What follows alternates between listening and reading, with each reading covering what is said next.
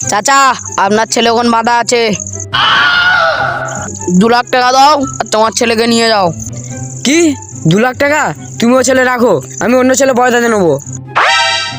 চাচা 2 লাখ টাকা নয় 1.5 লাখ টাকা দাও। কি 1.5 লাখ টাকা? এখানে আয়। ওর মুখ দেখে কি তোর 1.5 লাখ টাকা মনে হয়?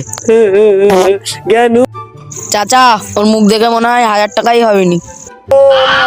দেখ, না তোর না আমার, এনে 300 টাকা দিচ্ছি, তুই এটাই নে। সেকেন্ড দেখে দুই বাপ বেটা বহুত গুলোছে। দাঁড়া দাঁড়া, তোদেরকে দেখে নিচ্ছে আজকে। দাঁড়া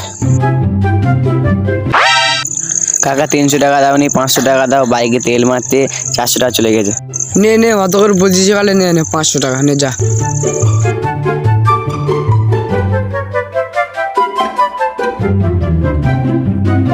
শালা রক্ত করে বেটা, তোর জন্য 500 টাকা চলে গেছে। তুই ঘরে চ, তোর 500 টাকা কিল মেরে আদায় করবো। শালা রক্ত করে বেটা, তুই আজ ঘরে চ, তোর কি অবস্থা করি তুই দেখ।